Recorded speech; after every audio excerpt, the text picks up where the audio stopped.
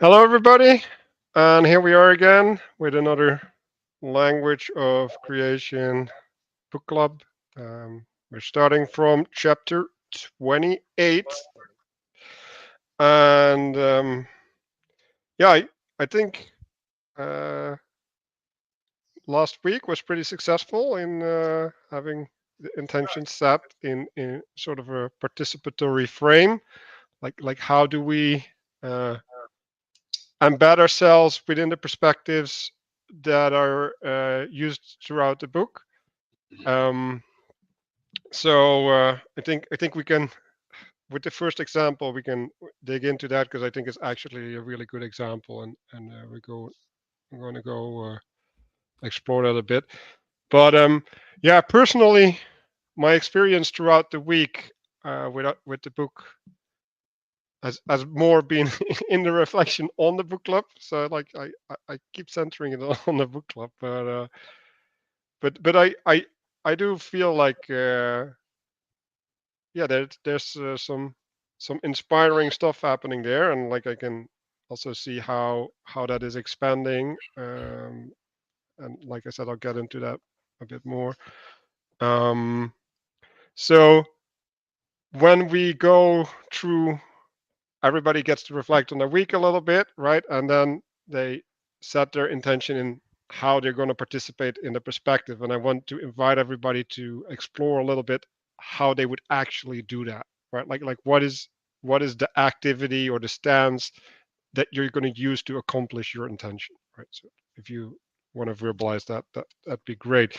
So the way that I'm going to verbalize it is to assume the perspective of the rider, which is where we're going to go.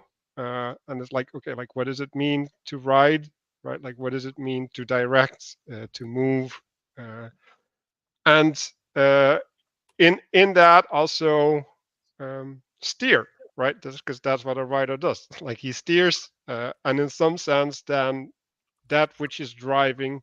We had a really cool analogy earlier this week on Discord. It's that's where the power is, right? Like the power is in the mount. The power is in that which does the work, right? Which is not the rider. The rider is the one that directs. But we'll get more into that. So I'm going to try and embody that a little bit and see what that actually means to live that out in the world. So who wants to go next? Gustav. So my reflection on this book within the week has been fairly uh, weak, I would say, because usually I engage with it by reading the Bible, uh, which I think isn't actually where I wanted to go. I wanted to go more in terms of spotting the things in real life, but then kind of linking them to the Bible. And my intention is to make more of those associations and to offer them up, and to concretize it a bit more. I think that's an issue that maybe the book club has been having, or I have been having, and having this book club actually spill over or integrate into my life more. And I'm not sure how to do that, to be honest. I hope you can all help me. Yeah. You can name the next person. Okay. Christopher, go next. Okay. Yeah. My experience has been over the last week has been trying to catch up on the reading a bit, and which I've done. But yeah, and I don't know my intention for participation here. I think Manuel's doing more of the heavenly writer thing. I think I'm more participating from the lower end of that, where I'm trying to you know collect matter and refine it to something that is worth offering up. And is there a means of doing that? Like how would you do that? Um, trying to do that. That's why I've been trying to, over the course of this, get better at taking notes and making connections with things, and also trying to ponder and try to implement various ways of how to fit this into my life, apply this to other areas of my life and the enchanted maybe in nature of my relationships elsewhere.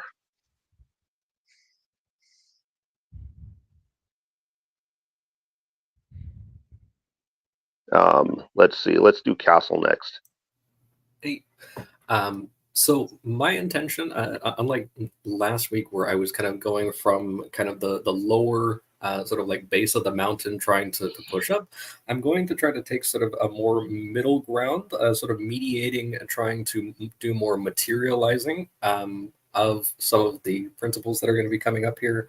I'm going to have some examples and also a drawing that I just did within the last half hour, an improvement on the notes that I had previously. I just finished it literally like not a minute ago.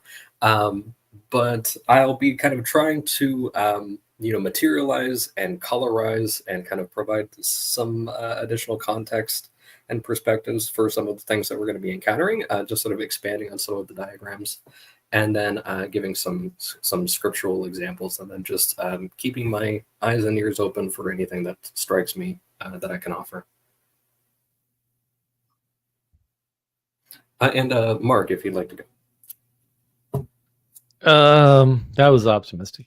I shall go next at your behest, sir. Yeah, I mean, it was a rough week this week because we had a storm roll in and that pressure just crushed me to death.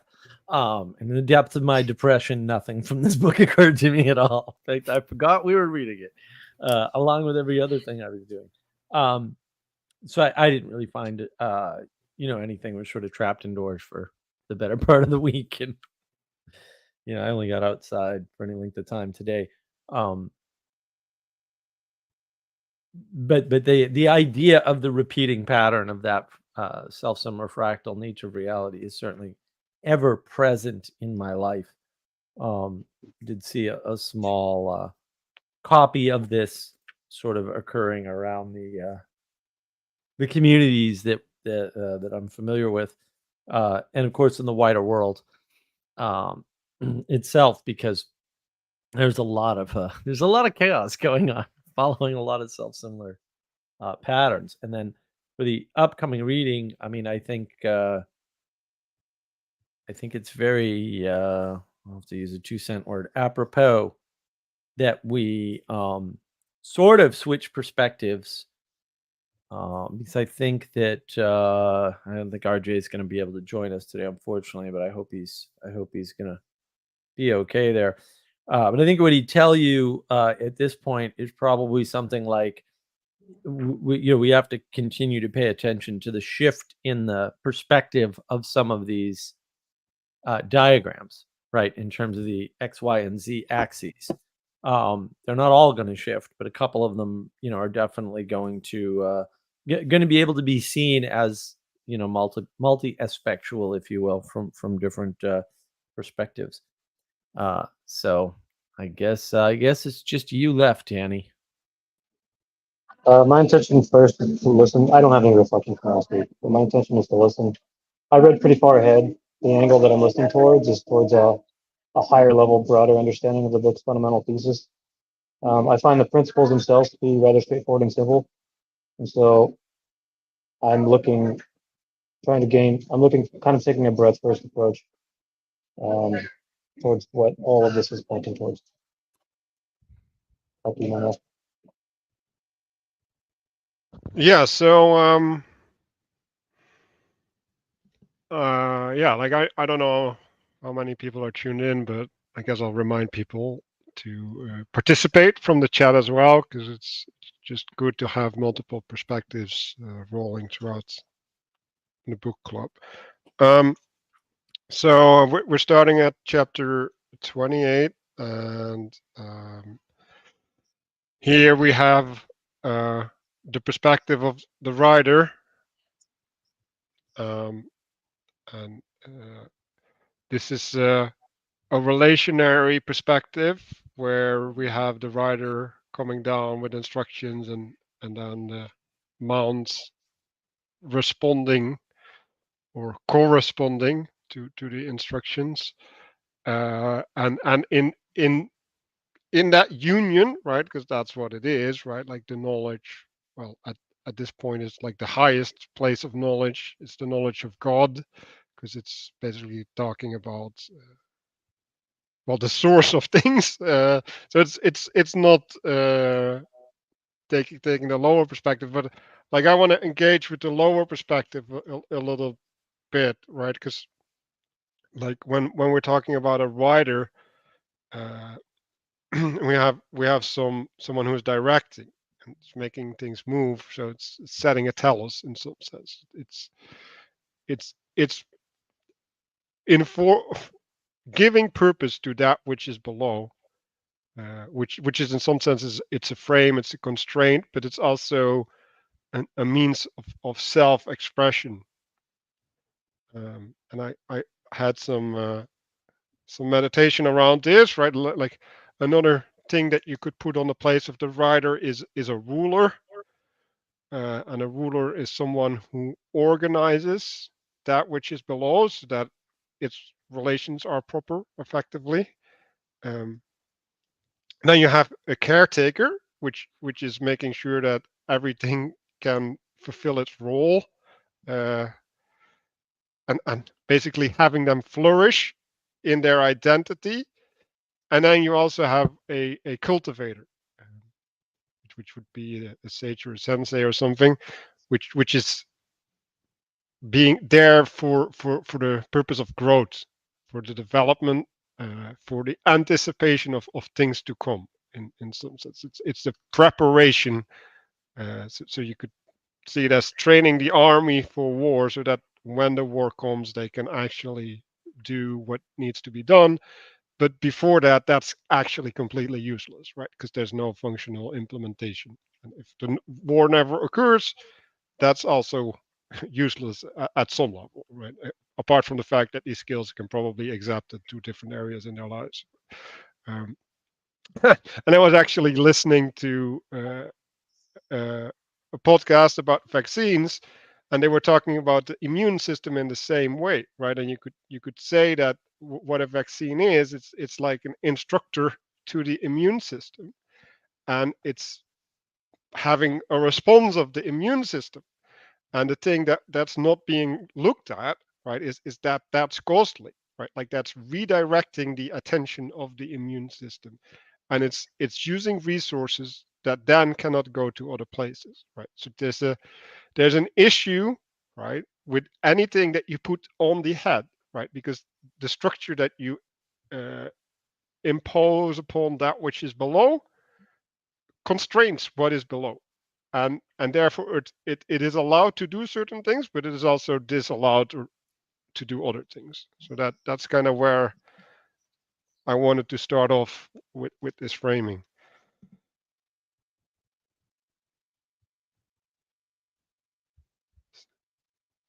Mm-hmm. No responses. Well, So I'm going to say, I noting, think, yeah. Oh, sorry, please continue. I was just taking notes of what you just said. oh, okay. I was just thinking that the writer is directing and constraining the mount in a direction. He's directing the participation towards a goal or aim. Right, and you can imagine that, like, if we take an actual rider of a horse, that a horse is not even aware of the will of the rider, Mm-hmm. because the rider, like, might want to go to a city, and the horse just knows that it has to go in a direction at a certain speed. Mm-hmm. And then it's like, okay, like there's a perspective associated with being the horse, right? And there's a giving up to the rider that has to happen in order for that cooperation to actually get to the city. Because if the horse wants to know that it needs to go to the city, then the relationship completely changes. Yeah, and that's a form of submission, right? There's something above you, right, that has a way to direct you, not in mere direction, because that would be insufficient, but in your orientation. And if there is a submission by the mount, and it's not a complete submission because that's not healthy, then they can get to the city, both of them. And without that, they can't get anywhere, either of them, right? And that's the problem, is that that submission is required for the proper cooperation, but the cooperation doesn't happen otherwise. And so there's that element that's implied in there, is that this is how it works. And the combining of those two things in the diagram is the knowledge, right? And if you go with the self-similar fractality, it's only in the cooperation between the highest and the lowest that knowledge is obtained. It's not something that comes at you from the world, from where you are, and emerges. It's not. It emanates down and is the result of your submission to that which emanates from above. And if you don't do that submission, you ain't getting what's from above, and you don't have any knowledge because you can't. Yeah, this is participatory and poetic information that we're dealing with. Exactly. I liked from, with respect to the rider and the mount, there's a very small section in chapter 17 where Matthieu talks about the rider and the mount, and he explicitly says here, the rider informs the mount with direction and purpose, and the mount expresses that purpose with power and support. Yep. The mount extends the rider's body by increasing the power of his legs, and the rider extends the mount's spirit by increasing its wisdom.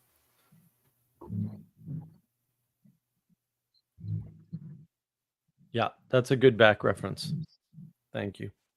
Yeah, I like this extension, right? Yeah, like this. There's a gain on both sides, like Merck said, right? And in that they both grow bigger. And like maybe the horse now knows how to get to the city, right? Like maybe that's a thing that, as a consequence of the cooperation, now the horse has attained. Correct. And it's important to realize, right, that these mounts, right, are the embodiment, right, and through the embodiment of the breath of God, we get to know God, right? Like that's what we see, right? And then we can make inferences on what is driving that, like what are the patterns that these mounts are participating in, so that we can relate to the pattern as opposed to the instantiation in the mount. You think, just thinking about this pattern and how it relates to also the one in previous chapters with Moses and the people kind of creating a nation, that it's difficult for me to put into words how exactly the spiritual, or like the heavenly is primary, like, because in these situations, in both of them, you have either you have a horse or you have a bunch of people, and they seem to come first, and then you have this breath of God that comes down and imbues the, like, creates the thing. No, but that's not what it says at all. I mean, you can. The problem is, yes, you can view it that way. Also, don't do that. And that's we have the freedom to view things incorrectly. Don't use that freedom in that way. Use better uses for it, right? So there's two things going on, right? One is there's a self-similar practicality. So this pattern recurs at different scales of reality, right? Up and down. So the down scale would apply to us, right? And so you can imagine that if Manuel's trying to work something out and I decide, use my free choice or my free will or whatever to decide to help him, then I'm submitted to his project instantly, right? And then I can help him. And then we have distributed cognition between the two of us that's greater than either of us alone, obviously, right? 1 + 1 does not equal 1. It equals more than 1. May not equal 2 in this case, because that's not how that works. But it's still more than one, right? And that doesn't always mean you'll get a better answer, because that's not how that works either, and that sucks, right? The world's not perfect. It might be fallen or something. I don't know, whatever language you want to use. But odds are it'll be better. Okay. Now that's the same pattern as the pattern of the riders in the mount rider in the mounts. It's the same pattern. It's just operating one scale down, which is to say two humans, which are on the same scale, right? I mean, I'm significantly shorter than Manuel, but roughly speaking, we're on the same human scale, right? And we can cooperate together, right? And there's no, the rider in this case is the idea that Manuel is wrestling with. And so instead of him wrestling with it by himself, we both wrestle with it, right? To try to come to an answer, or an understanding, maybe not an answer, right? Or an acceptance, right? Because those are three different options, all of which are valid. And we've done this many times in many different ways, right? And you can do the same thing at the scale of a person. So you could say, well, there's me, okay, and I'll just say I'm a person, but I don't want to go out of the scale of the person. A lot of people will call this the individual. They're wrong. Right? It's wrong. Don't think that way. It'll destroy your life reliably and consistently. Don't do that. Right? You have a person. Well, where's the rider, and where are the mounts? Well, my legs, mounts. My head, rider. All right, and that works. Like, and sometimes maybe my leg hurts for unknown, unspecified reasons, and so one of my mounts is broken. Right? Like, I mean, the scaling works. It works up and down the scale. I can't go up because Matthieu seems to have the top scale covered for some reason. Must be a coincidence. So that's important to realize, is that when you take a stance on something, you are choosing the scale. You are welcome to choose the scale, but make sure you choose the right scale for the thing you're looking at, right? Because it would be wrong to say, well, there's no preeminent thing from above that governs, say, the cooperation that forms a city. I was like, oh no, there is. Right? And there's a quote, spirit to the city, right? There's a spirit of London or a spirit of New York. Jonathan Pageau's talked about this many times, right? And that spirit does descend down. Now, with any luck, if you're in, we'll say, right stacked self-similar fractal relationship with the world, the mayor of that city has had their authority given to them from a religious authority somehow, right? Or from somebody who had it conveyed from a religious authority, and that legitimates it. And so it's always from above, because above is where everything comes from. And that's the concept most people are missing, right? Does that help, or did I make it worse? I think if you want to add, right, it's like when we're standing in front of each other and you just get whacked in the face, like the first thing that you see is my fist, right, or my hand palm, and the pain and all that stuff, and you're like where did that come from, right? But if you saw that I was angry, right, then you know that hand was coming, right? So depending on your capacity to see what is happening, right, you realize the thing that comes first, or you just see the thing happening, and then you have to reconstruct whatever occurred before. And Right. and that's what I said, right? Like we see God by being smacked in the face, basically. And if we don't pay attention to what caused the smack in the face to happen, then we'll keep getting smacked in the face, because like there's a reason that we get smacked in the face, because nobody gets smacked in the face for no reason. Yeah, and it's a good tell for whether or not your framework is correct, or your worldview is correct, or your perspective is correct, right? Like if it doesn't follow this particular pattern, the question is, why isn't it following that pattern, right? And so you could say, why did this person get elected? It's not following the, what I expected out of an election. That means your perspective's wrong, or your model is wrong, or both, right? It doesn't mean that there's some like alien conspiracy of the lizard people or the Illuminati. Actually, like, no.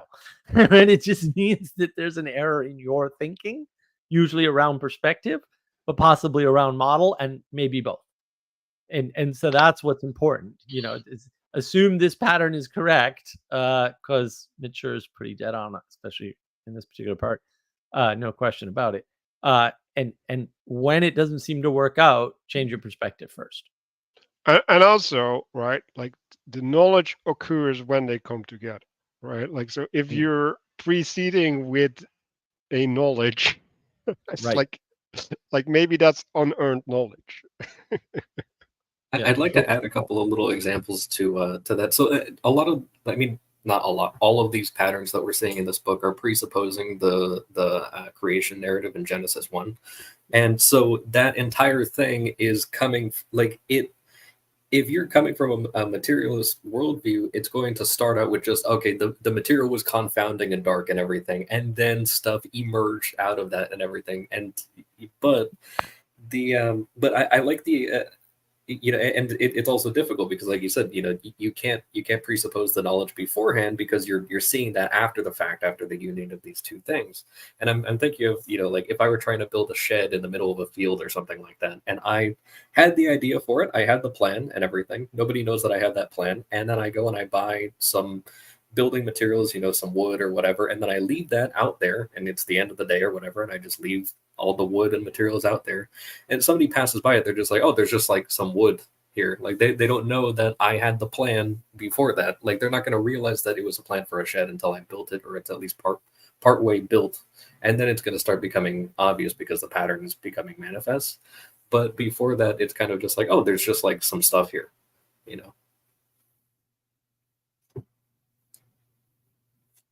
And the shed is also, in some sense, a mount, right? It's an extension of your capacity to hold things. Mhm. So it's important to realize the directions that can take, right? Like, it's not always obvious. Oh, Manuel, I did put a screenshot just a couple minutes ago of the thing that I drew. I can also pull up the whiteboard here, but it's full I'll put it up. I'll put it up. So I'll start with going a little bit further. So if we start reading at the bottom of the page, the second sentence is like, make one cherub at one end and one at the other end of one piece with the ark cover, right? So it's interesting, right? There's a unity that is with the cover of the ark, right? But also the things that extend from it, right, which unifies the left and the right as well. And the important thing that I also think is happening there, it's a recreation of the firmament in Genesis 1 that you were talking about. And the firmament is the thing that creates the space between heaven and earth. Well, it's not, yeah, well, then it's called heaven itself, which is really weird, but it's creating a space, and in that space, that's the space where life happens. Like, that's the space where things are known, because, like, in some sense, in heaven things are too high, and in under the earth or in the water things are too low, and in both directions there's an unknowing in some sense, right? And then life occurs between these boundaries. And then, I don't know who was saying it, right? There was someone who's always saying that we can look up like 10 to the 40th in scale, and we can look down 10 to the 40th in scale, and beyond that, like, that's just our event horizon. Like, we can't have discernment beyond those points. So we're literally bound between the ends of our perspectives in both directions. I like also with this imagery of the cherubim that they're specifically facing each other. And this just kind of, I mean, this idea of you have like the two pillars or their two counterparts or what have you, and that between them, that's where, the third thing always sort of proceeds out of that. And I was thinking about this with respect to kind of like Adam and Eve, where a lot of people get into this thing of like the helper against is kind of like the translation that they usually use for Eve. But I really like counterpart because it's like the allotments that face each other, something like that. And that's kind of what I'm getting an image of here is I'm seeing the two cherubim that are part of the same piece that are facing each other, and then it's through between the two of them that's where people are spoken through.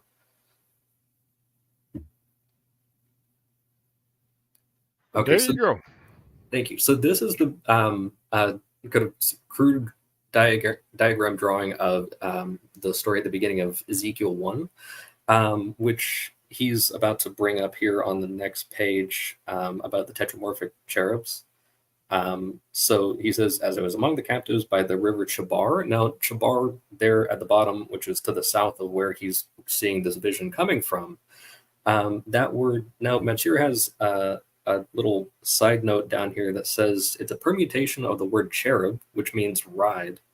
And that it alludes to the mounts and the expression. And I just wanted to kind of also add to that Chabar can also mean binding together, joining, braiding, strength, and magnitude. And as a little side note, if anyone's looking for a sort of echo of this pattern, I recently ran upon in Acts of the Apostles 16:11, the conversion of Lydia, when St. Paul goes to visit the women who are outside the city gate by the river. It's these kind of scattered women that have gathered outside the gate of the city, and it's much less bombastic than Ezekiel's vision, but it's kind of like the word of God is coming down to these people, specifically the woman whose name is linked to the word laud, which means contest, conception, and nativity. And I think there was some connection to the name of the river as well, but I don't remember exactly that one. But it's all like very similar to the kind of imagery that's brought up with the word Chabar. And then I just wanted to kind of show here, we're going to get more into the cherubs again in probably like a couple of months at this rate. But but I just wanted to kind of show a little bit of that the self-similar fractality that Mark was talking about with the idea of the cherubs. Now, I added a little additional thing here, if you don't mind, but I should be able to just show it right there. It's just the same diagram from the previous page, but just that it's the front view, and I colorized it a little bit to kind of make the association with the rest of the drawing, but it is the same diagram. It's just the beginning of chapter 28. So I just wanted to kind of show that is kind of the structure that you're seeing from the front, standing from the south, and then coming at you from the north. And you're also seeing that kind of placement a little bit between Ezekiel as the representative of the exiles who are all at the bottom by the river. And then they're receiving this kind of heavenly vision coming from the north. Like the other people are seeing it too, but he's getting it intensely and directly. And then so you have this to Manuel's point about kind of the firmament that is kind of the separation out. So we're starting to get pretty soon. We're going to get into like space and time, which I won't go deep into, but that's represented with like boxes or squares a lot of the time. So you're getting this kind of separation that's happening between, like in the creation narrative, it's kind of like the separation of the waters, like kind of creating dry land. So you have this kind of like image of like dry space, and it's actually like on fire coming at him and everything like that. It's about as dry as you can get. And then you have the four images, which are also similar to the cardinal directions of the different faces of these cherubs. So I just wanted to kind of represent that there with kind of the image coming down from the north to the south onto Ezekiel, and then also that the same pattern is being represented with the cherubs, and all of their wings are touching each other, so they're also creating like a box. And then that box has a sort of dome. Like the firmament is also, another word for like the dome of the sky. And then, or the separation between, like space, or outer space, and I think a good way to think about it is that which Atlas is carrying, right? Like Yeah. he's holding something up. Yeah, absolutely. And so that's just kind of, I might think of something else that comes with that, but I just wanted to kind of represent a few of those things here, with that sort of principle of, you have this heavenly principle that comes down. He's actually supposed to intake information. So Ezekiel is actually supposed to host a particular message he's supposed to go and carry out. And then there's also like a waiting period of like a week where he does absolutely nothing, and he's emotionally wrecked for pretty much that entire time. So I wanted to just kind of establish that. We'll probably come back to some of these things here later in the chapter. Can confirm getting wrecked, by the way.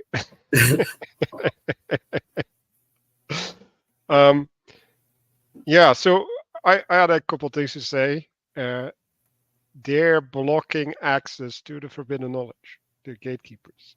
I think that's important, right? Especially if you take the perspective of the exiles, right? Like something I invite people to do. There's a perspective of Ezekiel. He's in communication. See that word? Like it's trying to get into communication. Anyway, that's probably a false word analogy, but it works. So it's truer than true.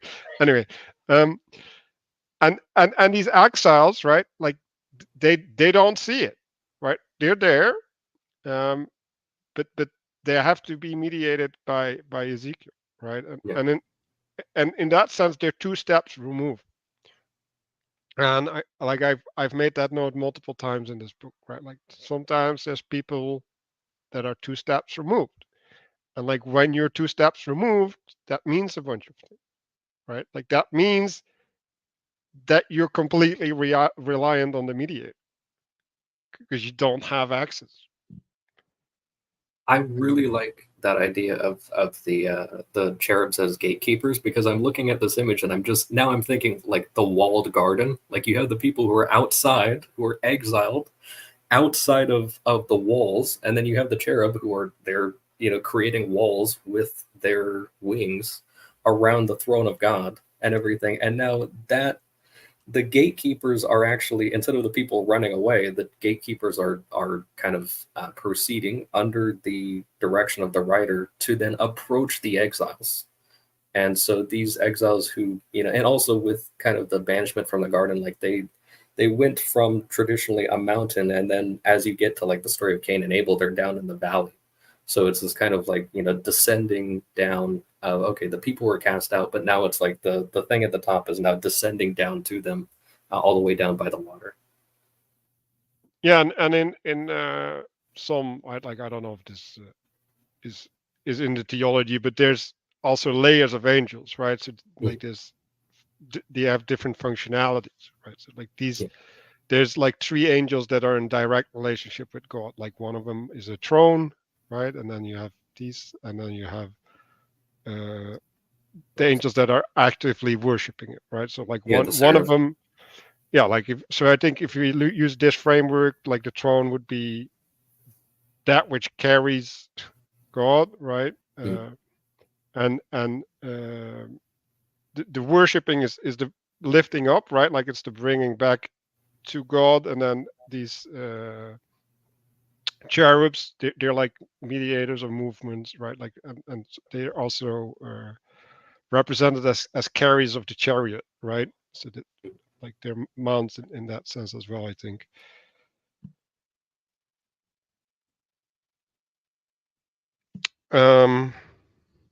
So under in the page, like I made the association that they get manifest and intelligible.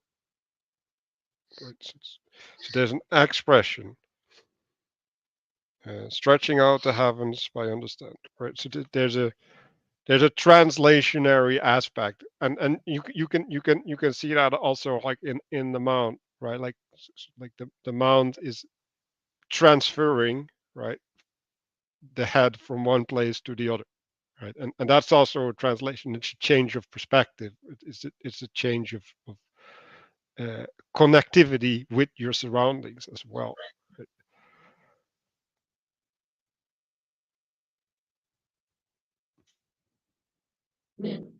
Is it a change or is it a concretization?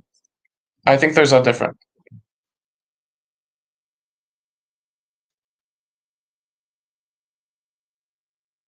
Is that different?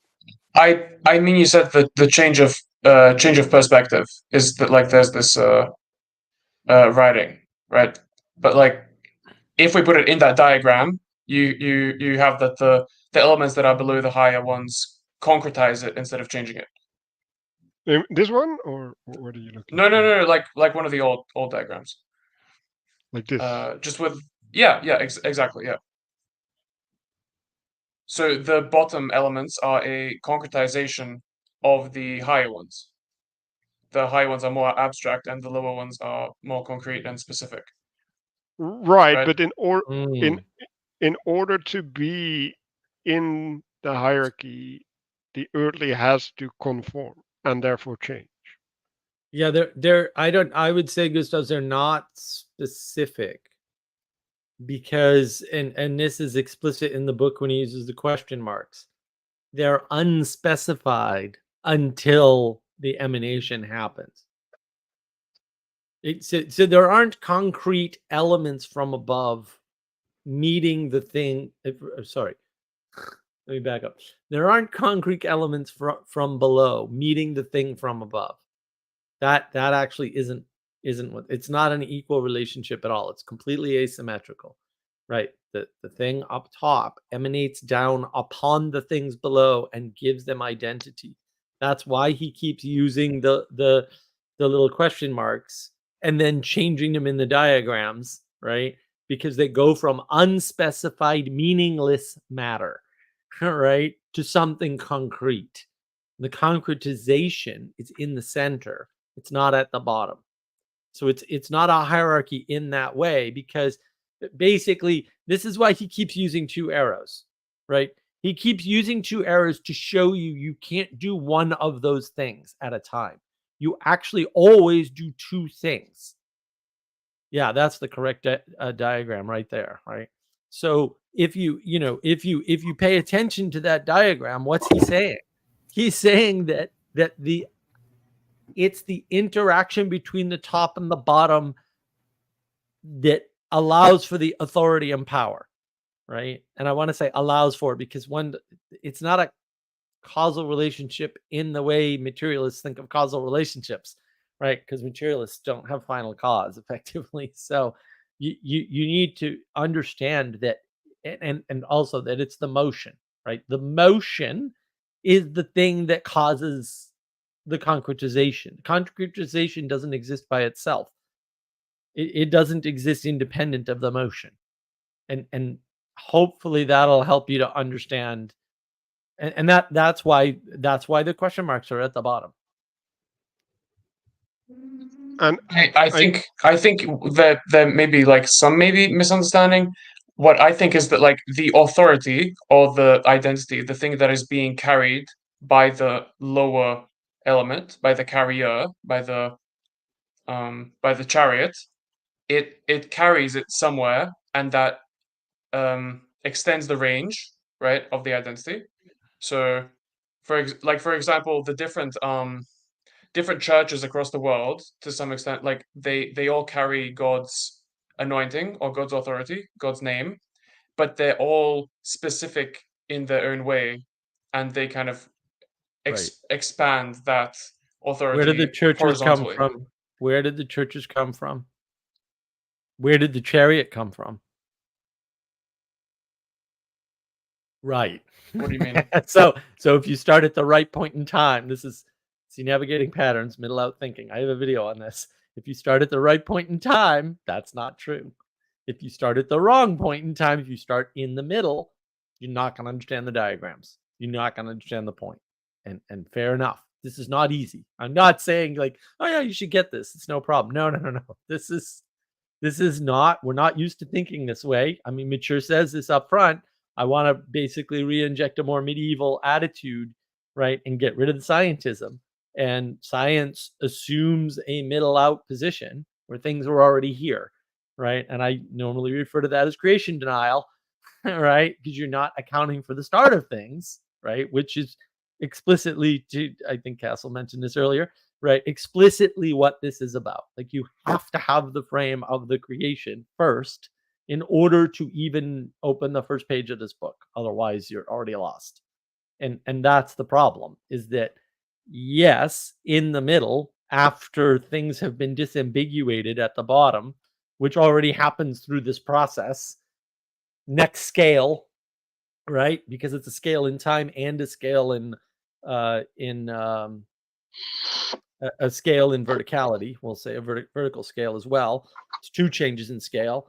What happens is if you don't account for the fact that these other things have already occurred at the earlier time scale, you don't understand the diagram. You come up with this sort of very equal, middle out thinking, sort of, well, this does that, and it's all reciprocal thing. But that then you have to explain it, and as a materialist, you're always going to explain it with emergence, and it's not an emergent thing. Everything in this book is about emanation. That's why the small parts are at the top. And I think this remark is important, right? Because like wheels and wheels is basically a practicality of an expression of itself in different layers. But chariot with wheels, like now we're having a qualitative difference, right? Like the chariot gives the wheels its purpose, right? Because if the wheel's not participating in the chariot, then and it can't do whatever it needs to do, right? Like and so there's a qualitative change, right? And like I've been thinking a lot about like what does it mean for Christ to rule in heaven and all of that, right? Because that's like weird text, right? And like I have talked with you, Gustav, like what does it mean about having a tomb and like it being empty and all sorts of stuff, right? And and Christ started something, right? And he started in many ways, right? Like so he came with a teaching, right? And then he wanted to start the empire of the kingdom of God, the empire of God, I like the kingdom of God. And well, now it's an empire with all the schisms, I guess. Which is maybe a really good way to think about it. But why is he fulfilling that role the whole time? Because that's the point of reference, right? Like that's the start. Like if you don't have the point of reference, then the church doesn't make any sense, right? And then you can just start like doing all these middle out fractal recreations of the church, which miss the connection at the top. Right. That may, and if you look around, you might see that pattern right now. And what another way to say that too is to say that if you lose the telos or the final cause of the church, right, then the church becomes meaningless matter again. Right. The only way it didn't start that way is because there was a fractal pattern that preceded this, a self-similar fractal pattern that preceded this, and created the individuation, if you will, right? Or the materialization is a term that I think Manuel and I prefer nowadays, avoiding the word creation, because we try to only use that in one spot, right? Sort of more along the lines of mature here, right? And if you think of it as a manifestation, then it's like, oh, there's a manifestation, and then a fractal pattern emerges, right? Now, and again, if you lose that final cause, the fractal pattern doesn't go away. It just re-manifests somewhere else. And so if in theoretical, hypothetical land, if you lost the telos of the church, that might manifest in a number of ways. I don't want to list them. Other things that follow that pattern might happen. And they might not even have buildings, by the way, but they would still follow all the patterns that happen in the buildings. Just, what's a good word for this? Unconstrained. And that lack of constraint might lead to chaos, or just well patterned, which might look deliberate, but are actually not deliberate. Results that are maybe in a particular direction all the time, or may appear negative or whatever, or it might spread out and you'd have a bunch of bad effects from that. This is all hypothetical, of course. If you go outside, you won't see or any you of it. do it intentionally and you create a religion that's not a religion, and I wasn't then gonna it still go there, falls but apart, even though you do the right patterns. do you know how long I spent not going there on my live stream tonight, Manuel? But fair enough. That also is true. I'm thinking even outside of the religious context, I'm thinking of like feudal Japan. You have like samurais and stuff, and they're much like they have like a feudal lord that they're serving, and that is how they become this illustrious samurai and everything with the good gear and everything like that.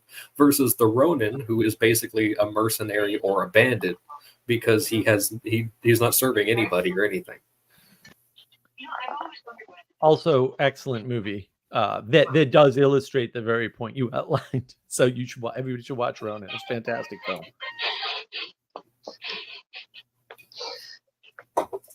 I wanted to give some more examples of this idea that the cherubim are gatekeepers. If you think about in Eden, they stand with a flaming sword guarding the gates of paradise, which is what Eden is. And so if you think about what that means, Adam and Eve were banished because in some sense they weren't like it was an act of disobedience, or in other words, they're not worthy. But you could also say that an act of disobedience is like a lack of knowledge, in the sense that we're using knowledge here, right? Because it's like saying that you don't have faith in the promise that was given. Right. So in some sense, as you're going up the ladders of Jacob's ladder, there could be levels in that ladder that you can't get to. And then later in the book, which this gets towards like chapter 36 or 37, because you mentioned the word translation, it's also important to note that cherubims are pillars of spiritual principles and not mundane knowledge like it says in the book. They'll get into concepts like there's differences between transformation and formation. And there's some realm differences that I think are just important to keep in mind. But I wanted to just enrich that image of the cherub a little bit for now. Yes, I want to. You just reminded me of something, Danny, about the cherubim as pillars. We will be getting, like I said, in a few chapters here into time and space, and the pillar thing is going to become really obvious. And I might bring up the kind of square cherubim thing again when we start seeing those. But you have kind of the on the ark, you have the two cherubim that are facing each other, and so you have those two pillars, but also the cherubim which are touching down on the ground every now and then. They're also only going straight, like no matter what direction they're going, they're always facing forward as they proceed down from the north. But because above them is the firmament or the sky dome or an image of it, that it is this kind of thing of like the pillars that hold up the heavens, or that separate heaven and earth. So it is kind of like a representation of that again. So it's the sort of similar practicality thing happening over and over again with a bunch of these different diagrams too. But I really like the pillar thing. Yeah, so now I'm gonna have to put myself here. Maybe I should make a picture, but like this is the thing oh my god, I painted here, and you can see the yin yang thing below. I need to paint it bigger. I'll paint it bigger, but the point there is that you can look at the bull and the lion as a foundation, and then on that foundation in the center is the human, right, which is filling the space between the top and the bottom, right, which is where the knowledge is manifest. And then the eagle is that which is in connection with heaven, that which is above, right? So this will become more like it will become more relevant in the coming chapter. But it's important to see that you can take that different perspective and see that there's a mediation, right? And this mediation, right? Like it's important to realize that there's qualities to that mediation, right? So like in relationship to the rider and the mount, right? It's direction, right? Like the rider is directing.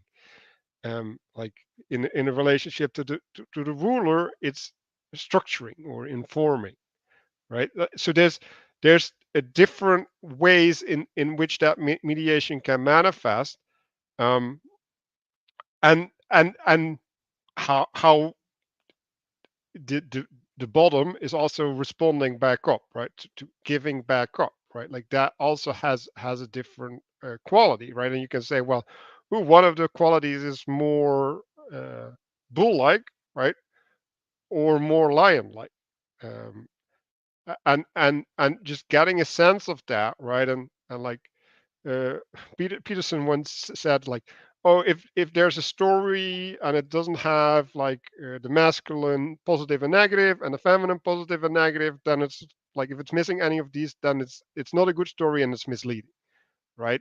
So if you're looking at this frame and you're using that for your participation, right? And it's like, okay, if I have a participation and the top isn't there, then it's not a good participation.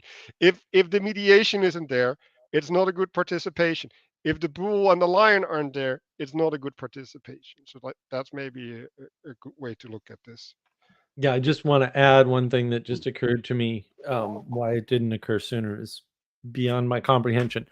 So you kind of pointed out, Manuel, right, that you've got the top and the bottom and the mediation, right? And in this case, the mediation you mentioned was the human, right? And then in the previous diagram, we have sort of knowledge is the result of the union of the top and the bottom. And I would argue the implication to that is that all knowledge is embodied. Everything else is merely information. And that's a tough road to hoe. I know it's in our knowledge engine model on navigating patterns for sure. But like that's a tough thing for people to deal with, right? You can't convey knowledge propositionally. Sorry. You end up with a mess. So I don't know if this will make sense for everybody, right? But that's basically the pillar is the human. Whatever happens on top, I don't know, but that's the ego. And on the bottom, there's the embodiment, right, with the heavenly and the earthly aspect in some sense as well, or the masculine and the feminine, or like whatever way you want to divide those two up. But but and I think last week we had RJ. He had this insanely nice spinner with Yeah. the circle, right? And like he had the pillar rotating, and it had a ball in the center, right? So you could see the ball as the human aspect that can go up and down in the spiral, right? And then I had the yin yang symbol on the bottom, right? Which is also turning, right? And this turning is the movement, right? So that's the mediation happening, right? And you can turn left, right, where the spiral is going up, and you can go right where the spiral is going down. I'd like to add a couple of things because a few things just clicked as you showed that diagram and then referenced RJ's presentation from last week. That my Westoid brain couldn't really wrap around a lot of the kind of like Eastern yin yang stuff and everything. And like I understood the kind of basic thing, but I'm making an association here with the note that's all the way at the bottom of that page that we're looking at here that says the word for altar or hearth is actually Ariel, Lion of God.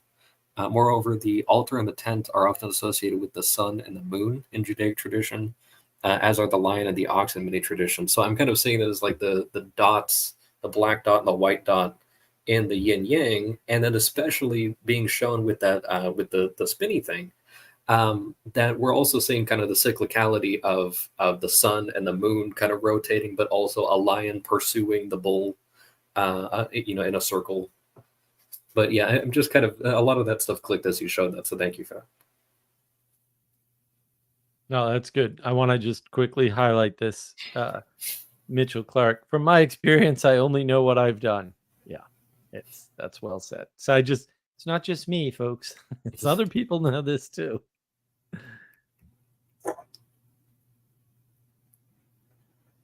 Are we complete with this chapter? I'm good.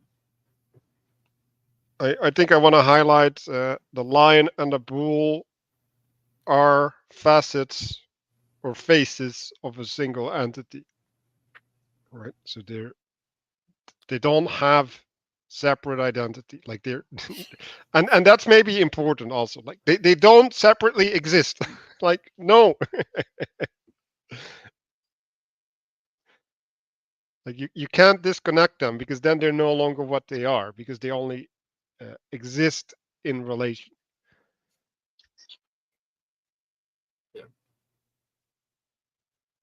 And like that's true for many other things, right? Like if you remove a relation, you change the thing that was relating to that. Like it's just like, and you like that's where science goes wrong, right? If you remove a variable or a relation, then the identity or is it the identity? What constitutes what you're observing is changing as a consequence. Okay.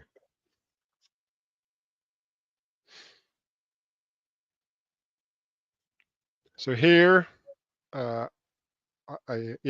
had a note of bridge or mediation, right? Because that's where we're at, right? Like Noah is here as a mediator, and then the reproduction is effectively complexifying that mediation, right? So it's adding layers to the fractal, and again, right? Like why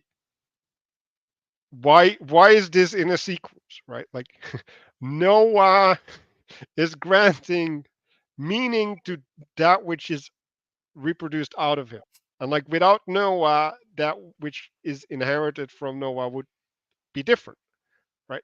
So like if you flatten it, you're missing the identity of the whole.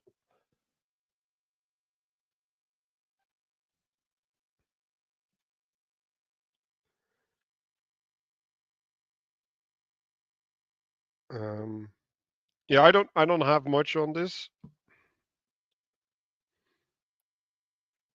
No, Apart, it's just a good representation of the equivalent of a Mandelbrot set, right? Which is this. That's what this image is. It's basically showing the Mandelbrot set like practicality is Mandelbrot sets are self-similar fractals of what he's talking about, right? And that's why I say reproduction. And in some ways you can say it works like Castle's famous example. Here's Russian nesting dolls, right?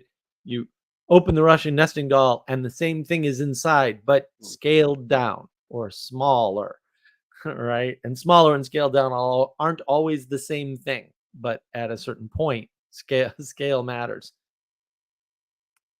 yeah, and I think it's important to realize that in this graph, there's also in the reproduction, there's a translation, right? So heaven and earth gets translated to north and south, which is connected to physicality. It's also connected to something is flat, right? Like heaven and earth is vertical, and north and south. And then if you connect it to the promised land, right? Like there's all of these things. When you start doing flat things, then you get the idea of movement, right? There's also a new understanding of movement, right? And so we start seeing that someone travels, right? And in the traveling, he's going to a different place, right? Like that place has certain qualities, a certain potential for relationship, and in those things, transformation happens, right? Like something happens, and there's a new reality, right? Like new potential, right? And that new potential then travels again and re-engages. Right. No, but I want to point out one thing about translation, because translation is one way in which we flatten the world, right? And we don't have to, right? But it's easy to do. And so, if you try to translate from, in either direction, and you should try it with both so that you can see it better, right? If you translate from the left to the right, you're adding detail, right? But you're losing the big picture. Have you ever heard the forest for the trees problem? There you go. Right? You lose the forest for the trees. If you translate in the other direction, you're sacrificing the detail. So you're losing the trees, right? And gaining the forest. Right? You can't have both at the same time. If anybody tells you that, run away from them immediately. You can't be in all three of these spaces at once. That's not an option to you. You can only actually occupy one at once. And therefore your perspective is always limited in at least that way, although also many other ways. And what translation is sometimes used to do, incorrectly, by the way, run away from those people, is to combine these three perspectives. And that is invalid. It will not serve you in the world, but it will wreck your life. So don't do that. I think Right. if I have something to add on this page, it's to highlight the vocabulary that's used in the paragraph about Middle East. Like, what does that tell us about our perspective on the Middle East, which is supposed to be the center, right? Like, what is, because we're referring to it as in the East instead of us as being in the West, or wherever we are. I mean, we are in the West, but and we do talk about ourselves as Western people, but we're still talking about Jerusalem, which is the center, as kind of, well, we do say it's middle. But then also Eurasia, I think the word Eurasia is I see it as a hybrid, which we'll kind of get to, I think, in the future. But like I don't really see it as, I kind of see it as an imposed category that doesn't really work in some way. Like, we definitely see Eurasia as just this lumped together thing of Asia and Europe. And I think that has something to do with Japheth as well, of like something to do with that. Yeah. Anyway, that's it. Yeah, I don't know. Like if you look at it materially, right? Eurasia is one continent. Like I don't think there's an actual separation. Like it's just spiritual separation, not a physical.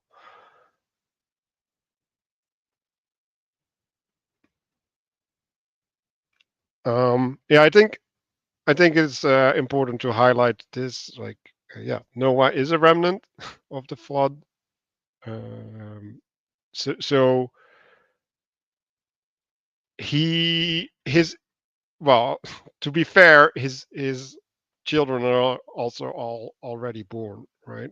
But I think it's important to have the flood perspective in mind, right? So like there's an old world and an old world order, uh, and the new generations are establishing a new world order, right? Because like God was like, no, like the way things worked wasn't okay.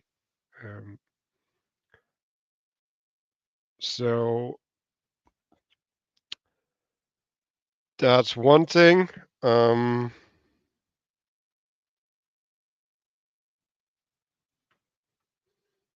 Yeah, we'll move to the next page, I guess.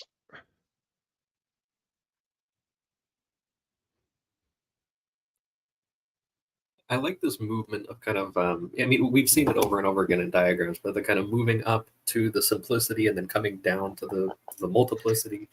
This sort of thing, he has kind of the excerpt from Isaiah talking about, you said I will ascend above the heights of the clouds and I'll be like the Most High. You were brought down to Sheol, to the othermost part parts of the pit. And then at the bottom in this little note, way at the bottom, it says this pattern is particularly clear in the story of Jacob, where he travels to his uncle Laban to get seeds from the north, which is characterized. And now we're starting to get a little more into like the above is white and then the lower thing is red, or usually that association is kind of like the white peaks of mountaintops and then kind of like red dirt from valleys. We're going to start seeing a little bit more of that as we go along in the book. But then that he later travels into Egypt in order to multiply greatly. So it's this kind of, Egypt was a southern area. It was considered more earthly, even subterranean to the Israelites. And then it's this kind of thing like, okay, when you go down to the base of reality, that's also where you get the most body, because there's the most matter down there.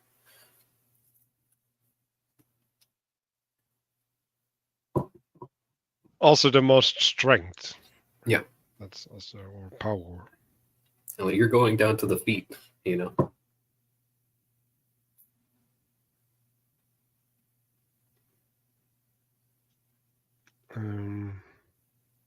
Just go to the next slide. Here we have it represented.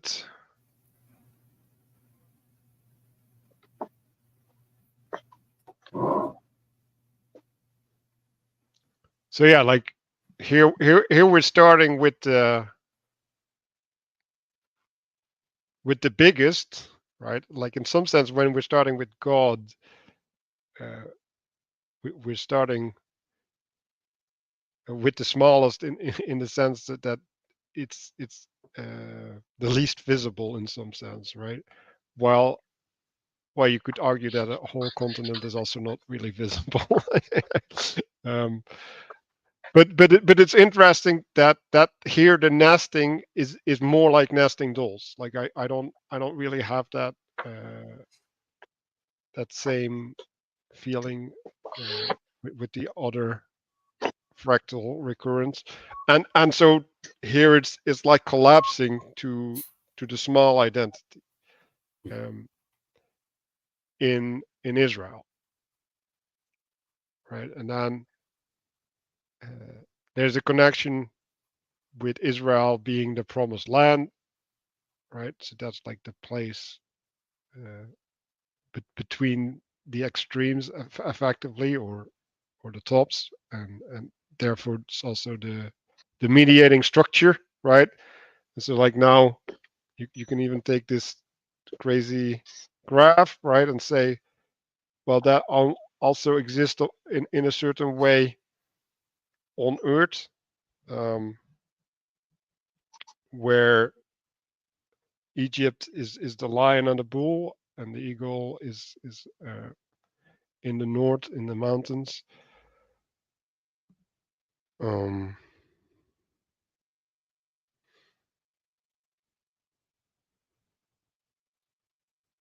We're also getting just more of the same sort of representations, but now also with people of this kind of, and I think we had touched on it in previous sessions, but just kind of this relationship between the priestly and the kingly as the heavenly and earthly, and this that we'll wind up seeing a lot more of that once we start seeing the different guys between the very sort of central Shem, and then like the heavenly Japheth, and then the earthly Ham, and then Esau and Jacob for sure are really interesting example of this. And also in the next chapter we'll get into a little bit of how sometimes in the same way of this kind of extension between the rider and the mount, where the spirit is extended for the mount, and then also the body is extended for the rider, that sometimes you can see more or less materialization in a particular instance. And I think we'll see that when, with respect to like birthrights, especially with Esau and Jacob, how, the heavenly guy can actually can receive more body from the other guy, depending on circumstances. So I think we'll see a little bit more of that coming up. Yeah, and it's important to see these fractal layers, right? So like the lion and the hunter, and like the bull, and like domestication of animals, right? It's like these are, at least in my mind, not shepherd, right? Like in some sense, like these connections aren't obvious to me. So it's important to realize that there's a fractality between species or something, right? Or I don't know what a good word would be there, but between bodies, right? Like there's a different embodiment that uh, uh, allows a persistence of fractality, right? And so maybe to go back to the mount, right? Like the mount can be your legs, but it can also be a horse, and it can also be a lever in some sense, right? It's like and getting awareness of that's the same pattern, right? That's the relationality, the quality of your relationality, or the discernment that you should be having should be similar, right? Like that that realization is, I think, important, right? And if we go back to like what does it mean about our lives, right? It's like, okay, if I realize that I'm dealing with a mount, right, which would be then an extension of my agency or something, right? Like the ability to have force or whatever, right? Or have movement on earth, and that in that responsibility, right, in being the writer, like there's certain things that are expected of me, right, because that's my role. Then you can identify the relevant things, right, and now you have your relevance realization. Right. Right. I just want to highlight something real quick. So Mitchell says, would Noah be seen as the throne and his descendants as the cherub? So look, for the purpose of mapping the three-pointed diagram, yes. For all other purposes, no, because it's a confusion of scale. Right. And so there's no way in which Noah resembles a throne, because a throne is an empty space, at least in theory, that provides provides that empty space through a constraint, right, by being a chair, right, that outlasts a single individual, and or a single person, sorry, bad word, a single person, right, and is designed to do that so that different people can convey authority and have authority conveyed through them from above via the symbol of the throne. Noah doesn't have any of those, we'll call them properties for lack of a more precise term. So as long as you're sticking with with the three-pointed symbol, yes. If you're going to swap out the objects or the manifestations, then no. And this is that translation problem again. You can't just say a person is like a throne. No persons are like thrones, right? Because thrones are this specific constraint that allows for a seat, right, to exist through time, independent of a person, right? So it's at a larger scale. Right, or in other words, we can become of the blood of Noah, and that blood of Noah is hosting the throne or something. Like so there is a way in which you can see that, right? But like that would be the spirit of that relationship persisting through time. That's the way to look at that. I'm going to have a few I, things I to say about that in the next chapter. I think there's a couple of tweaks I can make to Mitchell's point there that I think will make things work once we get into the next chapter. Like just a few minor corrections. I think we can make something like that work.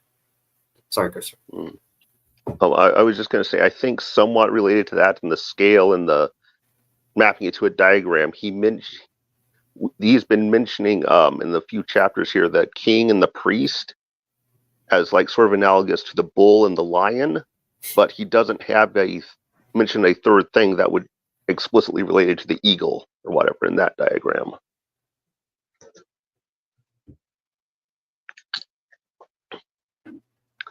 I don't know if Shem means Shem means name or identity. Just putting that out there. Mm-hmm.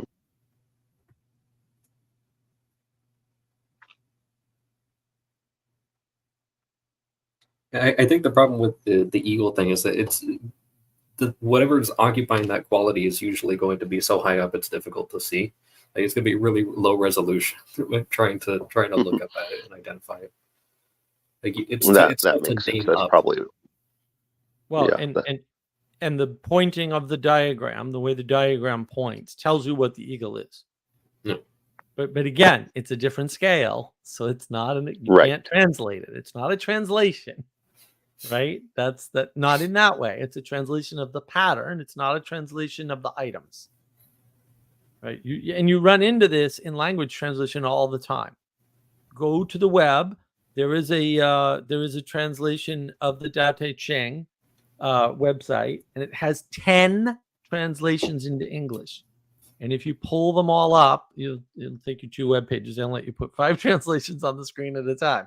You will see how vastly different some of those verses are in the translations, right? Because you effectively, there is no one-to-one mapping of the words themselves, and there is no one-to-one mapping of the concepts conveyed by the sentences.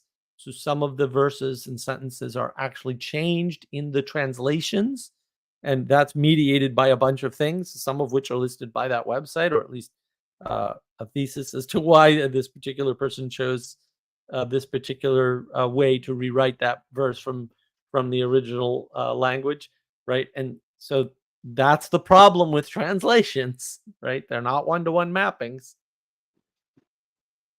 And if we go back to Abraham, right? Abraham hosts, right? So if we look at the relationary quality, right? Like, okay, like what does a throne do? Well, it hosts, right? Like it's giving space to something so that something can have a certain manifestation, right? So, and if we look to Mary, right, she also hosts in a sense, right? So there's all of these ways in which hosting manifests, but they might be moving in different directions. This is why I went into the rider, ruler, caretaker, cultivator thing, right? Like these are the same pattern pointing at different things, right? Like one might be pointing at integrity, the other one might be pointing at expression through time, the other one might be pointing at the future, right?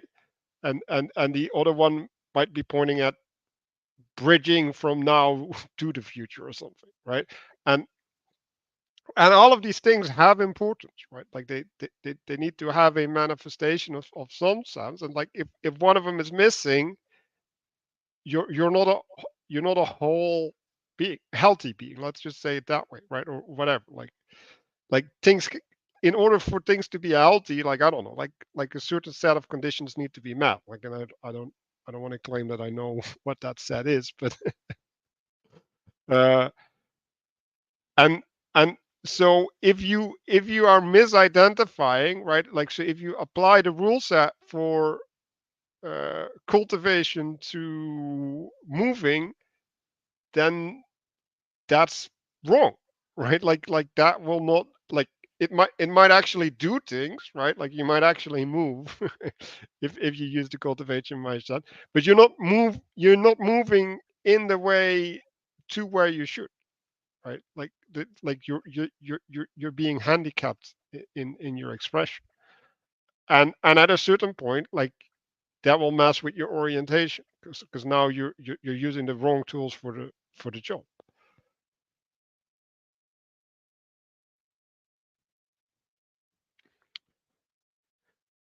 One thing I just wanted to kind of mention here, as we're on the page, we're talking about the concept of descendants. I was thinking about the language that we use, like when people say that you're a product of your culture, it's much more impoverished than the language of like considering yourself to be a microcosm of your culture.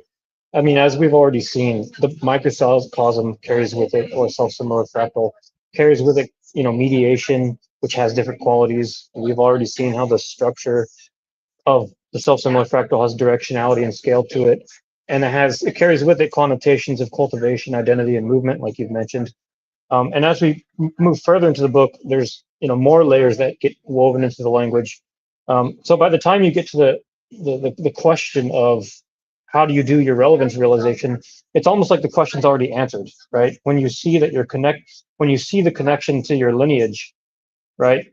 It's anyway, I just wanted to kind of bring up like that's a certain tell that when I hear the phrase product of your culture, right? It kind of it's sort of a tell of a degree of ignorance in some case. So I just wanted to bring it up. Well, it's pointing at being a subject, right, and not at participation. And yeah, like then you end up in a victimized position, right? Because like now you didn't get to decide your position in where you're at, or co-manifest. So next chapter, unless we still wanted to do things, but I think this is kind of the same chapter at some level.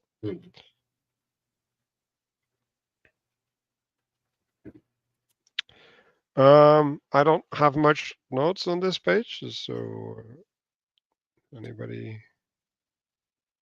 I have a chunk of stuff that just clicked within like the last chapter that I was kind of saving for this one. Okay. So there's a few things in here.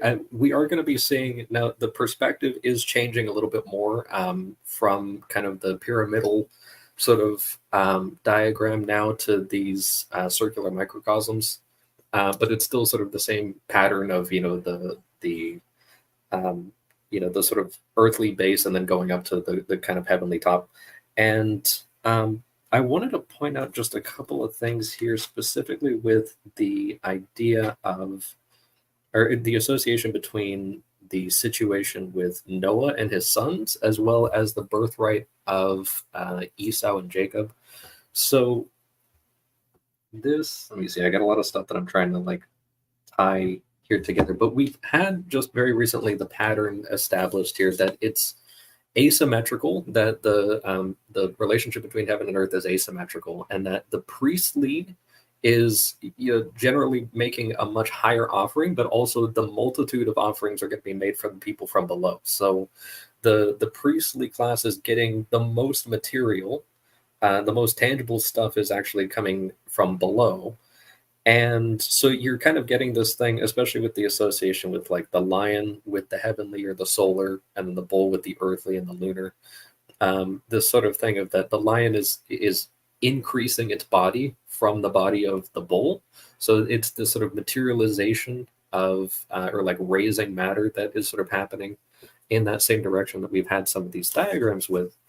And we can see the same sort of thing with like the more heavenly Israel in the Exodus, requesting specifically the women of Israel requesting the treasures of Egypt and then being given it willingly as they're headed out. You can kind of see that materialization, but also with Esau and Jacob as it kind of starts here, that there's a sort of trickery that happens where Jacob's mother sets up a situation where Jacob is going to get he's going to essentially get a higher blessing than his brother, and then also we have kind of the situation where he winds up getting the consent more or less of his brother over just like a bowl of soup in order to get his birthright over the name of the family. And then so in many ways Jacob is the heavenly one, and he's receiving the body from his brother Esau, sort of illicitly or not. That's sort of taking place there. And then we can look at the situation with Noah, where the nakedness of Noah is uncovered in his tent. I might venture to make an association with the tent as sort of like a walled garden type situation. His bed maybe as a throne, or also the his status is now that the entire earth has been wiped out by a flood, he's now the highest status male on earth at this point. And he he runs a vineyard, like he was doing pretty good. And his son Ham uncovers his nakedness. Now, I know a lot of people like to do the thing where they accuse him of, either the crimes of Oedipus Rex or the city of San Francisco or whatever you're going to do. But I would like to point out that there is another thing that winds up happening, and you do see those behaviors a lot in the land of Canaan, which is the son that gets cursed as a result of the situation that happens with Noah's nakedness getting uncovered. But you also see a lot of spying and blackmailing and specifically usurpation. And I would say that the word usurpation has connections to all of those different behaviors. The sort of to use and to seize. It's the sort of taking of, okay, you have, dad is the highest status guy in the entire world, and I'm going to blackmail him by pointing out, the same way with politicians, you take a picture of them naked or something like that, and then say, oh, I'm going to send this to the media or something like that. Then I would just propose that it could very well have been that he, also because he went out bragging about it. I mean, he'd probably get killed on the spot if, any of those other crimes were bragged about to, the brothers of the same people who that was their dad. But that as a result, Noah immediately goes and doesn't curse Ham for doing it, but he curses his youngest son, Canaan. And the actual passage from here is kind of short, but it says, "Cursed be Canaan, the servant of servants he shall be unto his brethren." And he said, "Blessed be the Lord God of Shem," the central guy. So we have this kind of moving from Ham is the earthly of the three, and his lowest son is now his birthright, and also his servitude is now going to the middle guy. And it says, "Blessed be the Lord God of Shem, and Canaan shall be his servant. And then God shall enlarge Japheth, who is the heavenly guy." So we're kind of like materializing upwards to the heavenly dude. "And he shall dwell in the tents of Shem," who is to, I think, to Mitchell's point, kind of the name bearer, or maybe he is on the throne of that family. And Canaan will be his servant. So there is this kind of thing of, okay, the body has now been taken away from Shem. And if I could tie this to Manuel's great point at the beginning of this whole video, that imposing on what's above constrains what's below. So he reached for the top thing, the highest status of the entire earth, basically. And then he wound up actually losing his part of his body. His son is now a servant to the other guys and no longer even part of his own body. In a sense. And also, so like, why did he fail in, like, no, so maybe not why did he fail, but you have that similar pattern of the twin angels. You have the brothers coming in and covering him up and like doing that boundary thing that the cherubs kind of do. Yeah, that's a good point. That they have the sheet, but yeah, it's a lot like the cherubs with their wings. Kind of, they're covering themselves, and then they're also covering the perimeter of the throne. Yeah. So I just realized a bunch of things, because like, what is a tent? Well, a tent is a space. You create a space, right? So this is the same as the, what's it called? The thing in the heavens, the firmament, right? And so within that firmament, Noah's the mediator, right? And like in the role of mediation, there's like, well, like you're naked, right? Like it's a sacred thing, right? And so like, what does it mean to enter the firmament that is of someone else, right?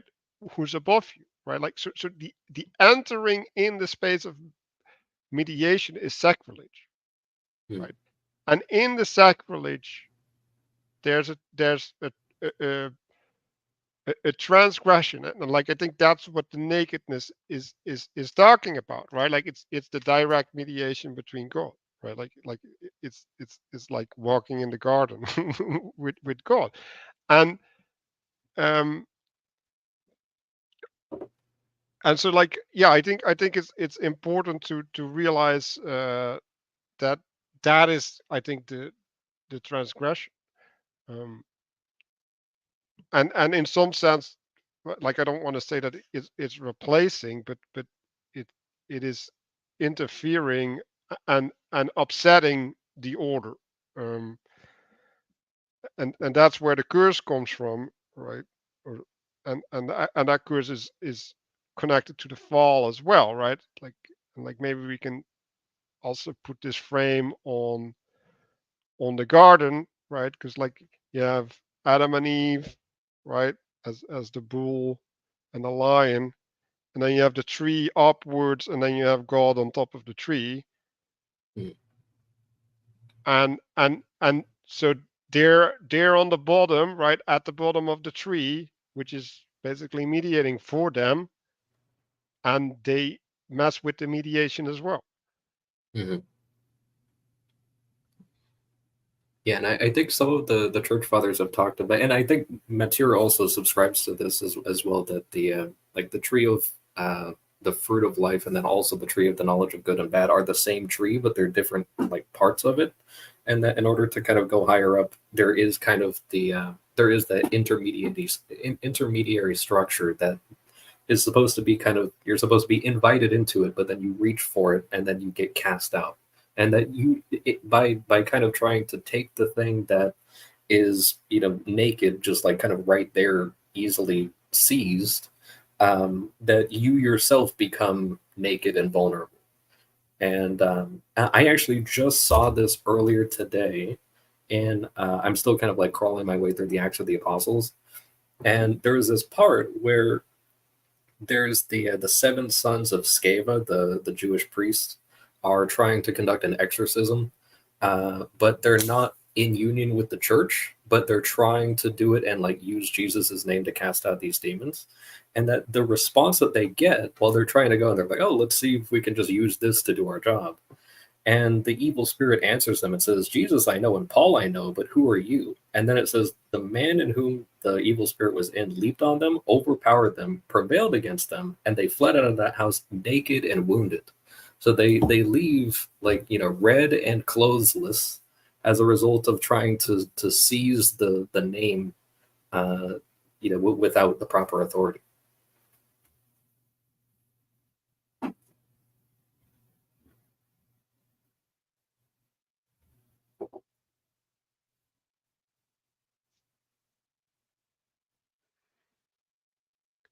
Okay.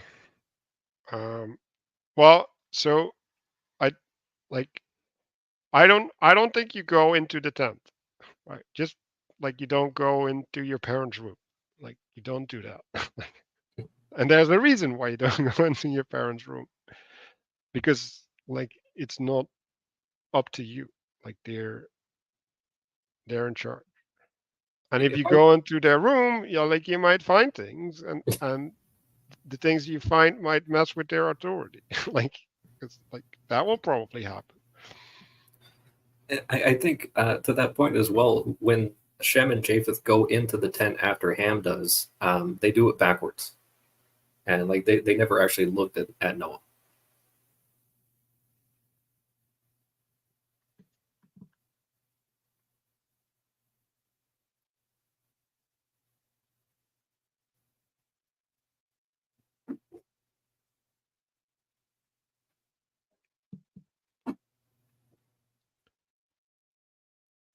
Yeah, so one thing I might disagree with what you said is like I think Shem, right, is if you flip the graph here, right, like Mhm. basically Shem is the mediator. So Shem is above Japheth and Ham, right? And Mm. because he's above Japheth and Ham, both Japheth and Ham get their identity out of Shem. Okay, I see that. I'm okay. The perspective that I see here now with the diagram on the right seems like a top-down view of a mountain in a sense, with Shem at the very top. So I Right. yeah, okay, I get that.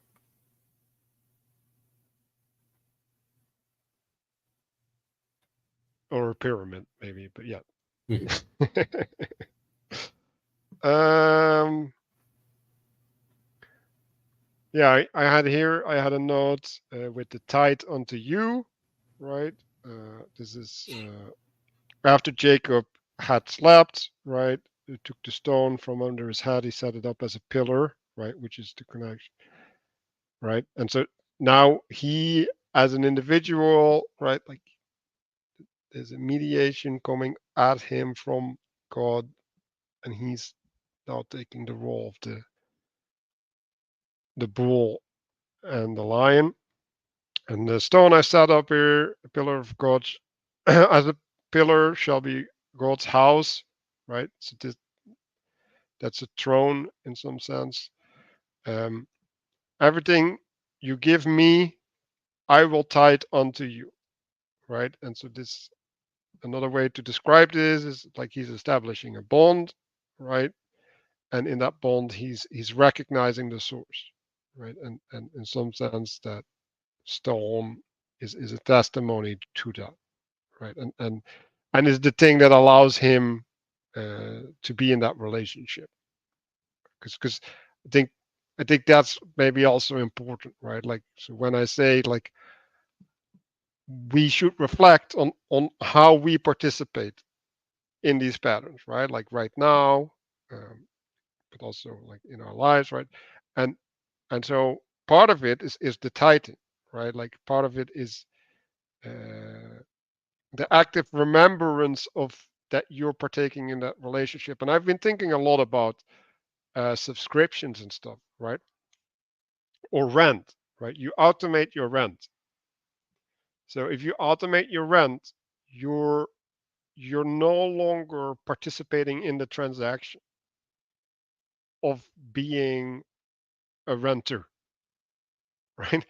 and and on the other side of the equation, if you just get, you have a property of 10 people and you don't meet them to receive the rent, right, and to do the ritual of tithing, then you break something in the relationship. And can you be a good landlord at that point, or can you be a good renter? Because I don't think so. And the same is with subscriptions to like a magazine or whatever, right? Like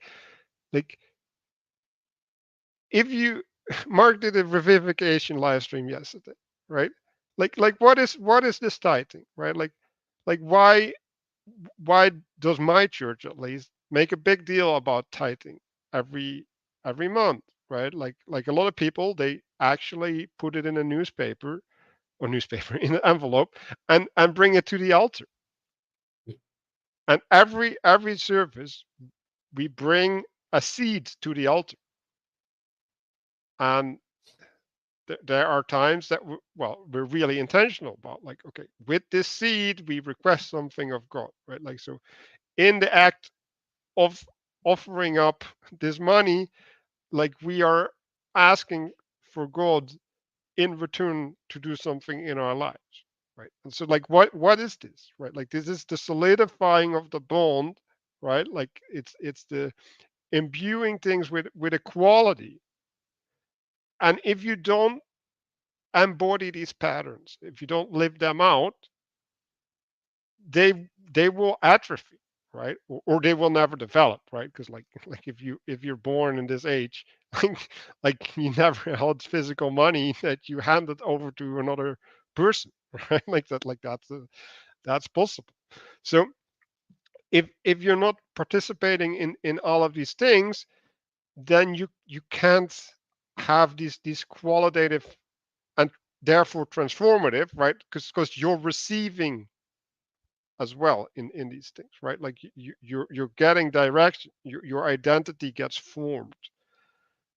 And then, right, like there's a second thing, right? Like, so there's an intentionality that you can adopt in in these transactions, right? And so that's the mediatory role, right? This is like, well, what does it mean that I give money to you? Like, shouldn't you fix the toilet, or like add some awning so that I can have shade, so I can like open these crazy things behind me, right? Um, like all of these things, right? Like now I'm taking responsibility, right? Like I'm participating and I'm revivifying, right? Like not only revivifying in that my toilet is unclogged so it still works, but actually that it becomes a home, right? Like so there's a progression, right? Like I'm now me, and like I see things around the world and about what's necessary, right? And then I update the situation, I get new patterns, I get stabilized, right? Which would be like so first I go to heaven, I have an idea, right? Like I'll buy this thing, like this new table, right? Then I get the table, which is the the bull thing, right? Like I have a material thing. Now I start using the table, which is the part, glorifying it, blah blah blah blah blah blah, right? And it's like now I return back up, right? It's like, oh, look at this awesome table. Well, now maybe I need a tablecloth, and the tablecloth was meaningless before I had the table, right? And that's the going up and down, right? And being in that cycle of renewal, revivification. Well, we'll go into it next week, right? But that's time, right? Like like the cycles are times, right? Like so there's these means of participation, and like the tablecloth is one thing, right? But there's other cycles like the seasons or a person's life or whatever, right? Like they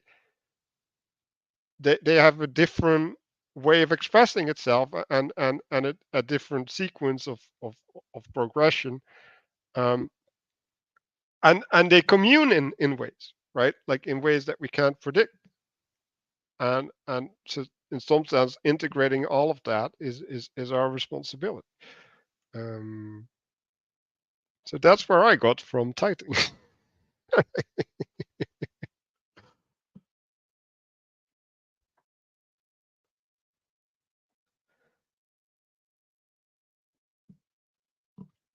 um,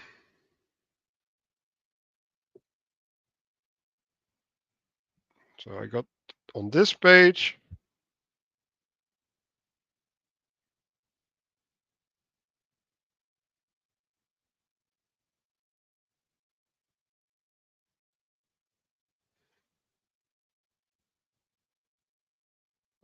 I guess as you were talking, I was thinking about this concept of power as being an allocation of, or tithing is an allocation of power. And I was thinking about what constitutes power. And I think like there's different relationships that you can have, because there's a Red Riding Hood narrative where if I'm a wealthy person, if I write a $1 million check to save the children's fund and that's all I do, it's a different relationship than even if I work a minimum wage job, for example, and have a consistent binding to some local group.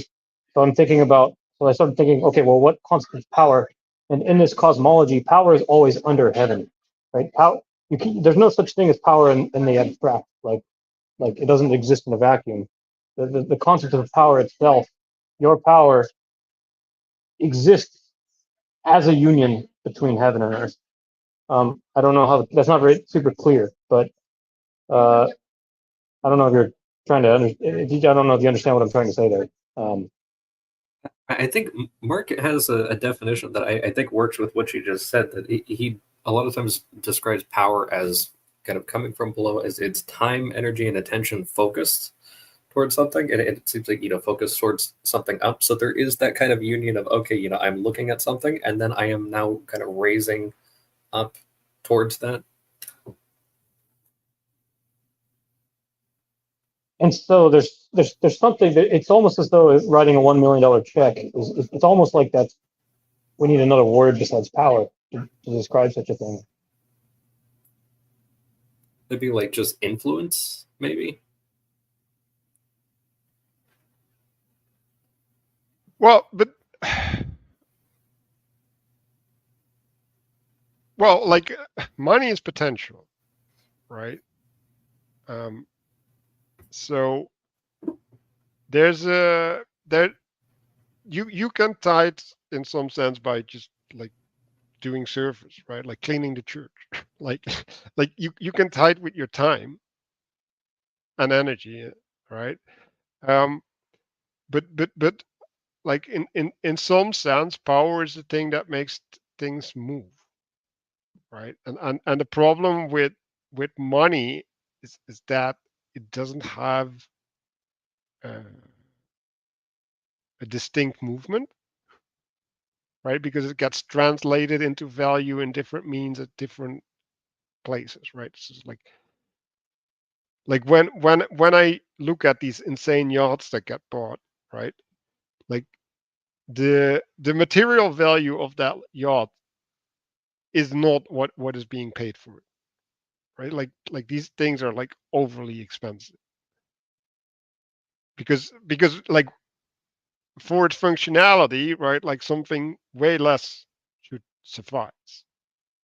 So so the value of money is in the person spending it, right? And like what are they buying? Well, they're buying also prestige, right? And whatever, right? So like if we look at churches, right, and like when they're decorated or they have like insane art in there, like a part of art is is the offering up of uh, skill, right?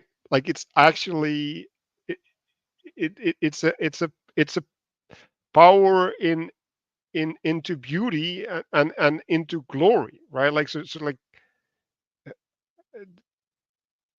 the beauty is there to glorify. Um, and so like yeah, like if you give money, like the money is meaningless, right? Like if the money goes into rent, like it doesn't manifest anything, right? Like it just sustains what is. While if the money goes into I don't know, like evangelism effectively, or the production of something communal, then it has a transformative quality, right? So you the direction of power, right, is important. Um, and I like this idea of eating the bull, right? So like I had this thing. There's two movements happening in this graph, right? Like so one is up and down, right, which would be the tiding and the informing with authority, right? But then it's also the lion and the bull, like they have an interaction, right? And like if you look at the bull as basically providing the sustenance, right, for the lion to eat so that it can bring it back up, right? Then um, uh, someone needs to care for the sustenance, right? Like the sustenance needs to be made with the right authority, right? So like the shepherd needs to have enough sheep so that the feast can be had, right? And if the lion is eating something that is not uh, imbued by authority, right, then it's cannibalizing, right? Like it's eating outside of its purview, right? Like in some oh my maybe we could map the that in a sense on this one actually, but there's a gluttony element, right? Like if the lion is overeating, it becomes parasitic. And then it's no longer using the authority to manifest things, but it's self-manifesting in some sense, right? Like now it's also self-naming, um, and then you spin out. Um, Yeah. I think money is like a lever for the body to use and pull to accomplish other things with its time, energy, and attention. Money in amount. the exchange of money. Yeah, it is amount. It allows you to travel and in time, right? Yeah.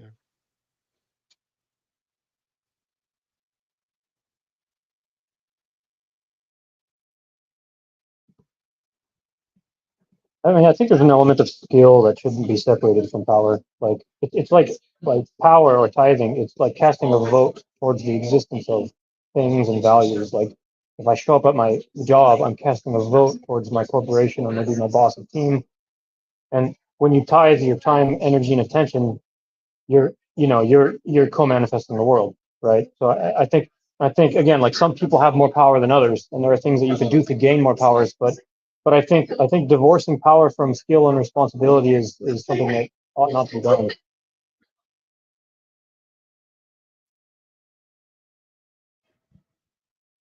Yeah, but I think the skill and responsibility are the authority that's coming down, right? The anointing.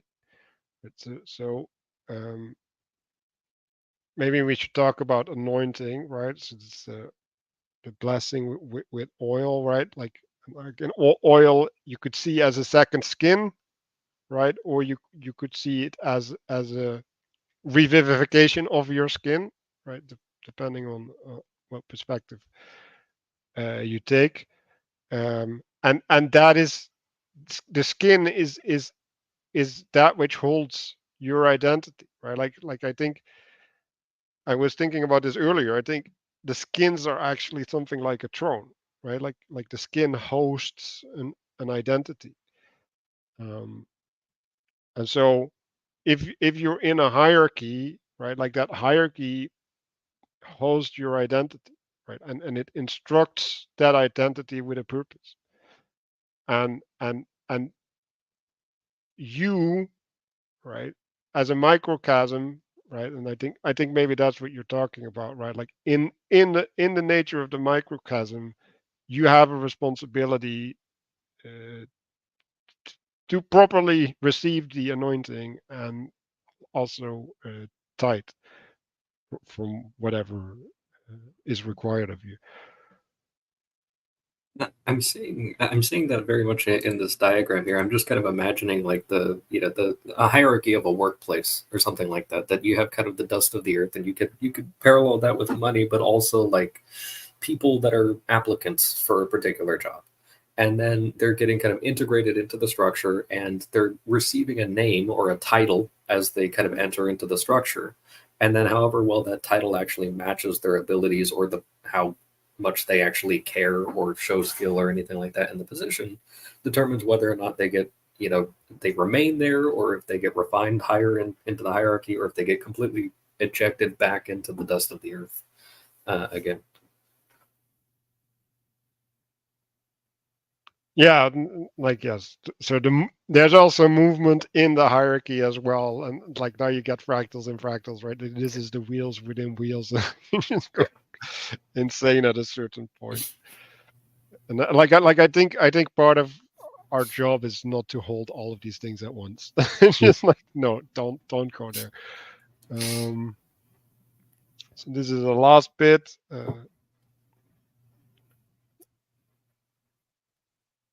Join Jacob anoints lowers heaven, which is the pillar that will host the presence of God. And then he promises to offer up his tithes, raise the earth in exchange for a higher identity.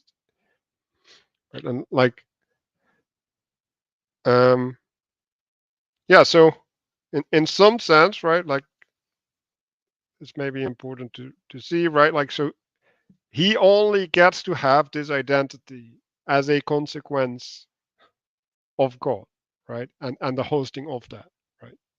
Like you can just replace God with skill or job or whatever, right?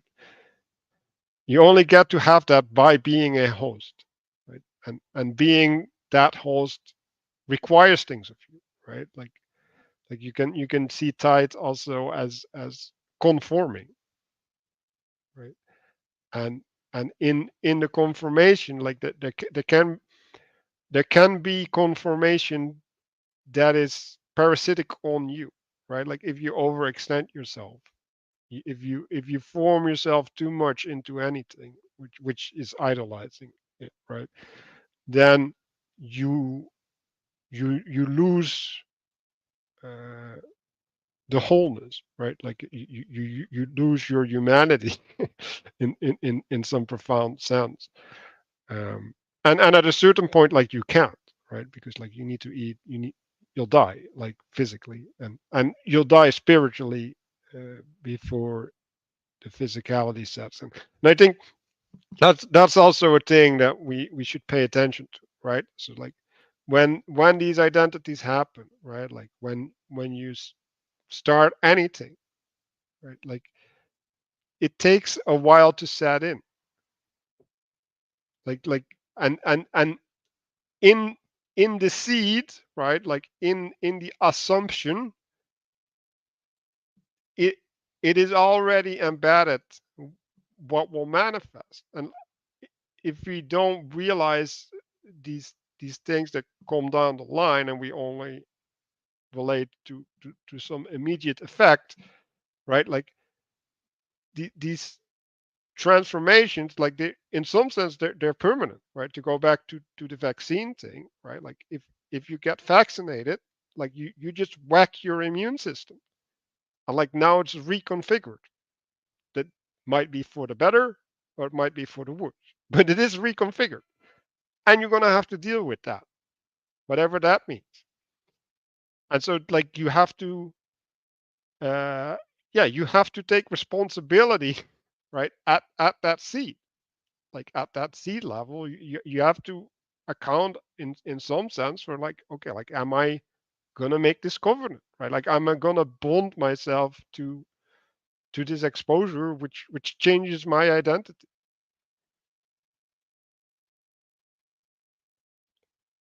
Um,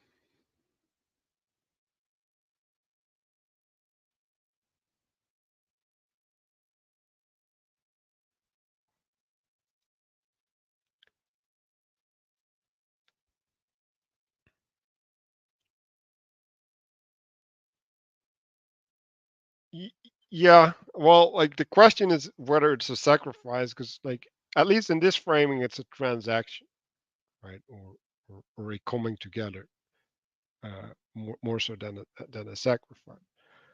Um, although you could also frame like that the transactional nature is also there in the sacrifice itself, depending on how you look at that word. Um, yeah, I think are we done?